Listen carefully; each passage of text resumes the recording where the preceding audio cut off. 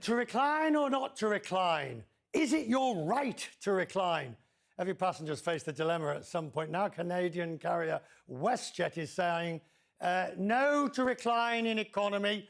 And if you really must recline, then you've got to go somewhere to the front of the aircraft. So this is what we've got here. You have an aircraft, as they're reconfiguring their brand new MAX planes. You've got some seats that have got 28 inches. You've got other seats that have got 29, and some of them have got 30. And the reality is across the aircraft, because of the way it's configured, you end up with different seats. But none of these seats recline. They are fixed shell slim seats Recaros. Then they have planes, of course, which have those nice expensive seats at the front, the premium seats, and for the plebs like you and me at the back, same thing again, no recline.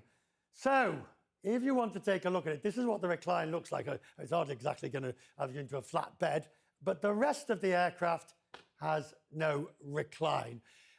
You'll be aware, of course, the standard economy makes room for more seats, and then you end up with a premium 38-seat pitch overall. So let's put it all together. If you put these planes together, joining me now is the CEO of WestJet, Alexis von Hoensbroech. He joins me. Look, the non-reclining seat is pretty standard on many low-cost carriers, but what doesn't happen is you tend not to mix them with premium seats where people can actually see other people reclining while they can't. Yeah, indeed. So thank you for having me and setting the record straight here. So first of all, there has been this spin in the market that we take a fee for recline, which is obviously not true. We retain many seats across our entire fleet that do recline, also in economy, where you don't have to pay up for. So that's not a concept, but it created a lot of momentum in the media and frankly gave us a lot of free and priceless publicity. But jokes aside, here's what we are doing. We are in Canada, which is a huge geography with a sparse population, which means you can't really operate a low-cost carrier and a premium carrier. You have to mix it in the plane, and therefore we decided to give choice to people. We put in the front of the plane, we put nice premium seats, like a 2x2 wide seats, and we have a large extended comfort section. And then the back of the plane, we have a lot of economy class seats for those people that actually want the lowest price.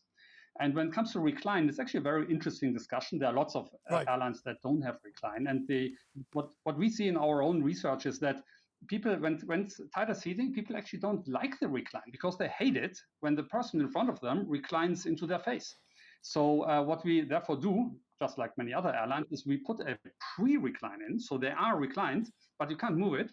And with this, we serve the comfort need, but we also protect the privacy of our Alexis, good. You just admit it. You're never going to win this one way or the other, because you're right. There is that debate between to recline or not to recline. There's no answer to it. It's a bit like babies in business class. There's no answer to it. Yeah, but still, we do offer an upscale product. So you get free drinks and snacks. You get in-seat power, and we have, by the way, we have Starlink Wi-Fi in all of these planes, which is free. So every passenger can live stream Netflix or the current or their favorite sports program, which is really cool. It's free. And just as a fun fact, right now we operate Starlink on more than 100 airplanes, which is the largest fleet in the world of Starlink-equipped mainline airplanes, which is great for our guests. So it's upscale, and that's good. And it's choice for our guests. Our lead story tonight is on Canada and US and tariffs and trade, not directly affecting you, but the environment in which you are flying, where the US is a large market. It must be becoming very difficult now. Are you seeing how much of a downturn, if at all, are you seeing in the cross-border traffic? Yeah, we have seen a downturn for sure, which basically started in February when all the noise started. So many Canadians are trying to avoid traveling to the US. We see a lot of this travel showing up again in Mexico, in the Caribbean, or towards Europe, or even Canada domestic. But there is clearly an emotional reaction by Canadians. I personally think this will go away over time because it doesn't serve these two countries well. They are so closely interlinked, both in their economies and their societies, that it doesn't serve anyone if they're adversarial. So on the long run, I'm very convinced that that the emotions will improve and people will travel again. But it's not that it's gone; it's just somewhat less than it was last year. So interestingly, this week, of course, the minority investment from Delta, Air France, KLM, and Korean, they've taken a stake, 25% stake. Why? Why did you need the money? Why does it benefit you? And I think the second part is just as crucial. Is this a SkyTeam lurch? Are you going SkyTeam?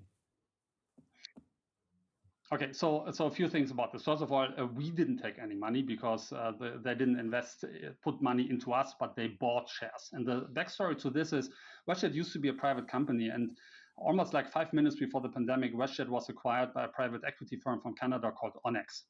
So they took WestJet private. Then we went through the pandemic. By the way, we were probably one of the very few airlines that didn't accept any sector-specific state aid nor issued any debt or equity, which speaks to the strength of our business model. And as we came out of the pandemic, we soared back into profitable territory. And now 5 years in, it was time for Onyx to start to monetize their investment. So they put 25% for sale. And to our huge delight, our existing long-standing partners, Delta Airlines, Korean Air, and Air France KLM, picked up these 25%. Now, first of all, this is a great vote of confidence into our business model and performance. But it does not automatically come with the SkyTeam membership. We cooperate with many airlines, many in SkyTeam, but also others like Japan Airlines or Qantas in Oneworld or Copa in Starlines. And this model has served us well. So at this point in time, there are no plans to change it. However, if new facts arise, we will always reconsider. I'm good to see you tonight, sir. Alexis, I'm grateful for your time tonight. Thank you.